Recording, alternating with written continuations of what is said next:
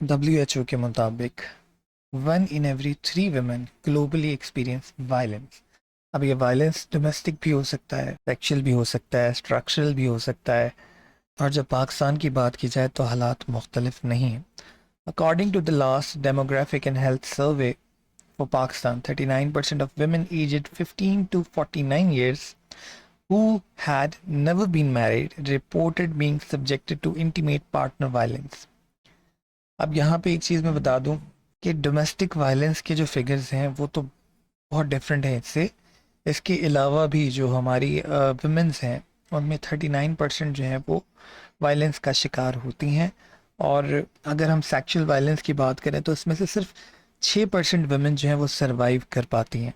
आज की वीडियो एक अवेयरनेस क्रिएटिंग वीडियो है जिसके अंदर हम जो है वो डिस्कस करेंगे क्या असरात हो रहे हैं उन औरतों के ऊपर जो कि बच पा रही हैं, सरवाइव कर पा रही हैं, और इसके अलावा हम किस तरह से इसकी रोकथाम कर सकते हैं, कौन से फैक्टर जो हैं वो ज़्यादा डिटरीरेट कर रहे हैं इस करंट सिनारियो को। तो चलते हैं वीडियो की तरफ। अच्छा, एक चीज़ और इन्हीं स्टैट्स के अंदर जो है वो बताई गई है जो कि यूएनएफ ह्यूमन राइट की इस रिपोर्ट में बताई गई कि जी 3 time disabled girls are 3 times more likely to experience sexual violence. तो यहाँ पे एक चीज़ तो सामने आती है कि जो ऑटिज़म से मुतासरा लोग हैं, जब उनका कोई गार्जियन नहीं रहेगा तो फिर कौन उन लोगों को संभालेंगे।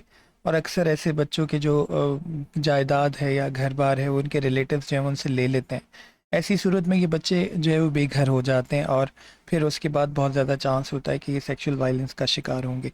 तो गवर्नमेंट को चाहिए कुछ इनिशिएटिव्स ऐसे लें, इनके लिए कोई रिहाइश हो एटलीस्ट। और दूसरे ममालिक में है भी ऐसा कि जो है वो ऑटिज़म से मुतासरा लोगों के लिए जो है वो घर बनाए जाते हैं जहाँ पे फैमिलीज जाके उनसे मिलती भी हैं। तो एक तो ये चीज़ होगी, डिसेबल्ड गर्ल्स जो हैं वो ज़्यादा इससे असरअंदाज हो रही है। दूसरा, इकोनॉमिक डिप्रेशन जो आया है उसकी वजह से भी जो है वो जो ये तबका है हमारा वो ज़्यादा मुतासिर हुआ है। और फिर ये जो कैलेमिटीज़ हैं, नेचुरल कैलेमिटीज़, जैसे आपका फ्लड आया और उसके बाद जो अभी आपने केस भी सुना था कि एक 10 साल बच्ची जो है उसके साथ रेप किया गया जो कि एक टेम्प्रेरी शेल्टर में रह रही थी। तो ये कुछ फैक्टर्स हैं जो कि ज़्यादा कंट्रीब्यूट करें। अब हम बात करते हैं जो सरवाइव कर जाती हैं वेमेन वो किन हालात से गुजरती हैं। देखें, एक तो पहली बात, रिसर्च बताती हैं कि वो जो लड़कियां हैं जो सेक्सुअल वायलेंस का शिकार होती हैं वो अपना करियर भी जो है परसू नहीं कर पाती। ठीक है, मेंटल हेल्थ, उनकी साइकोलॉजिकल इश्यूज हो जाते हैं, आइसोलेशन में रहना शुरू कर देती हैं। इसके अलावा उनको अपने करियर में, अपने गोल्स में कोई इंटरेस्ट नहीं रहता। इसके अलावा आगे जो उनकी फर्दर लाइफ है उसके फैक्टर्स तो आपके सामने ही हैं। उनको शादी के इश्यूज हो जाते हैं और सोसाइटी जो है वो उनको जिस तरह से टैकल करती है और जिस तरह से उनको ट्रीट करती है वो एक बड़ा अलमिया है हमारे यहाँ। खैर, उसके ऊपर मैं आगे बात करता हूँ कि हमें पर्सनल लेवल पे क्या करना है और स्टेट लेवल पे क्या करना है। तो मेंटल हेल्थ जो है वो बहुत ज़्यादा असरअंदाज होती है। वो जो 6% सर्वाइव कर जाते हैं उनकी, और उसके बाद फिर उनको जो है वो साइकोलॉजिकल डिजीज़ भी हो सकती हैं। फिर सेक्शुअली ट्रांसमिटेड डिजीज़ भी जो है वो उनकी उसके भी चांसेस होते हैं। तो जो सरवाइव कर जाती हैं हमें उनके लिए जो है वो सोचना होगा कि हम उनके लिए क्या कर रहे हैं। पहले तो मैंने जैसे बताया कि उनके लिए शेल्टर होम्स जो हैं वो बनाए जाएं, और स्पेशली जो डिसेबल्ड हैं उनके लिए भी, क्योंकि अक्सर ये डिसेबल्ड बच्चे जो हैं वो अगर इनका कोई गार्जियन नहीं रहता तो फिर और ज़्यादा चांसेस होते हैं। अच्छा, उसके बाद अब हम प्रिवेंशन की जब बात करें तो बहुत ज़्यादा इम्पॉर्टेंट है कि हम स्टेट लेवल पे पहले इसको डिस्कस करें। एडिक्वेट लीगल फ्रेमवर्क हमें देना होगा।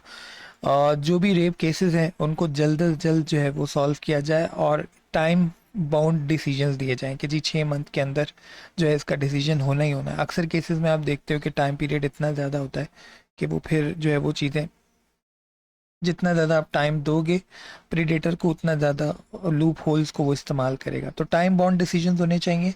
इसके अलावा औरत जो है उसको कोर्ट में बुलाने की ज़रूरत नहीं है। ठीक है, आप उस औरत को जो है वो उसके घर से ही, उसके घर को ही आप जो है वो उसके लिए जगह बनाओ जहाँ से वो ऑनलाइन हियरिंग देना चाहे तो ऑनलाइन अपनी प्रेजेंस देना चाहे तो दे। और लाजिम नहीं है कि आपको जो है वो उसको फिर वर्चुअली ही उसकी एग्जिस्टेंस हो, आप उसको ऑडियो कॉल पे ले लो और वो अपना मामला वहाँ पे सुन सके। तो ये भी एक इशू है हमारे यहाँ कि कोर्ट में जाना और फिर जो मामलात हैं वो आपके सामने।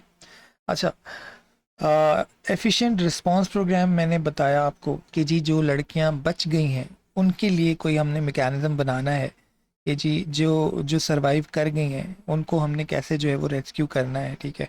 हमने किस तरह से उनको जो है वो साइकोलॉजिकल असिस्टेंस देनी है, किस तरह से हमने उनको जो है वो लीगल असिस्टेंस देनी है, और एफिशिएंट होना चाहिए सारा सिस्टम। एजुकेशन एंड अवेयरनेस तो ऑब्वियसली गवर्नमेंट को चाहिए कि वो सेमिनार्स वगैरह इसके हवाले से रखे, अवेयरनेस कैंपेन स्टार्ट करे। जिस तरह से इलेक्शन आने से पहले जो है वो अपनी एडवर्टाइजमेंट करते हैं ये लोग, एजुकेशन और अवेयरनेस भी दे सकते हैं इसी तरह जो है वो प्रिवेंशन के हवाले से। फिर वुमेन एम्पावरमेंट आपके यहाँ जो है वो बड़ी लंबी एक डिबेट है कि जी जो वुमेन का रोल है पार्लियामेंट में वो काफ़ी कम है।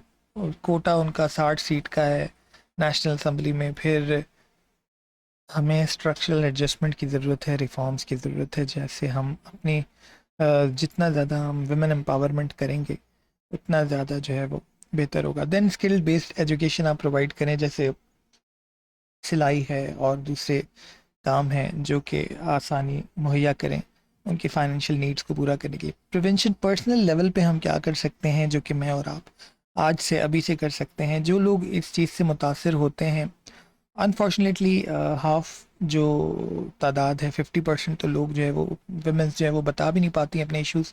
लेकिन जो भी अपने इश्यूज़ सामने लाता है उसको आपको कॉन्फिडेंस देना है, ठीक है। क्योंकि आपको उसको बताना है कि जो भी वायलेंस हुआ उसमें उसका कसूर नहीं है, ये वो लोग हैं जो कल्प्रिट हैं। तो आपने उसको कॉन्फिडेंस देना, उसका कॉन्फिडेंस बहाल करना है, उसकी साइकोलॉजिकल सपोर्ट करनी है, उसको बताना है कि ज़िंदगी जो है वो किसी और की गलती से आपकी जो ज़िंदगी है वो असरअंदाज नहीं होनी चाहिए। आपको आगे बढ़ना है और आपको जो है वो साइकोलॉजिकली अपने आप को फिट रखना है, हालात का बहादुरी से सामना करना है। ये वो चीज़ें जो हम डेली बेसिस पे कर सकते हैं। अवेयरनेस हम अपने बच्चों को अगर देंगे अवेयरनेस, तो वो आगे, कल्चर तो ट्रांसमिटेड है ना। देखें, जो आप अपने बच्चों को सिखाएंगे, जो अपने घर में सिखाएंगे, वही आगे ट्रांसमिट होगा। अच्छा, अगर आप किसी ऐसे शोबे से हैं जहाँ पे आप जो है वो असिस्टेंस दे सकते हैं, तो आप भी मेडिको लीगल असिस्टेंस दे सकते हैं फ्री ऑफ कॉस्ट। अच्छा, इसके अलावा कुछ इनिशिएटिव अभी लिए गए हैं गवर्नमेंट की तरफ से। Federal response framework for case of sexual violence, anti rape act हो गया। इसके अलावा भी कुछ केसेस के बाद जो है, जिस तरह से केसेस बढ़ते जा रहे हैं, गवर्नमेंट के इनिशिएटिव्स भी बढ़ते जा रहे हैं। एक लिस्ट है पूरी, आप भी इसको ऐड कर सकते हो, लेकिन स्टिल जो है वो काफ़ी नहीं है। तो गवर्नमेंट को अभी और रिफॉर्म्स की ज़रूरत है, एडमिनिस्ट्रेटिव बेस पे भी, और लीगल जो लीगल फ्रेमवर्क है उसको भी थोड़ा इमीडिएट करने की ज़रूरत है। सेक्सुअल वायलेंस एक सोसाइटल ईविल है जिसको हम आज और अभी से रोकना शुरू कर सकते हैं, अगर हम अपनी ज़ाती हैसियत से अपना रोल प्ले करना शुरू करें। गवर्नमेंट ने तो जो करना ही करना है, और हमारे पास जो सोशल मीडिया की पावर है और बाकी जो प्लेटफॉर्म मौजूद है उनको यूटिलाइज़ करें, सही वे में उनको इस्तेमाल करें, अपनी आवाज़ उठाएं। ट्विटर पर ट्रेंड बनाते हैं तो ये भी बना सकते हैं आप, बिल्कुल। और जो है वो अपने इस पावर को अच्छे से इस्तेमाल करें और अपनी ज़ात से जो है वो आज से इनिशिएटिव लेना शुरू करें। ये एक अवेयरनेस क्रिएटिंग वीडियो थी। आई होप आप लोग के लिए फ़ायदेमंद होगी। वीडियो पसंद आए लाइक एंड शेयर कीजिएगा, चैनल को सब्सक्राइब कीजिएगा। कोई क्वेरी है तो ज़रूर बता सकते हैं, कोई रिक्वेस्ट है तो भी बता सकते हैं। आई ट्राई माई बेस्ट कि मैं अपना ओपिनियन उसके ऊपर दूँ। और थैंक यू सो मच। अल्लाह हाफ़िज़।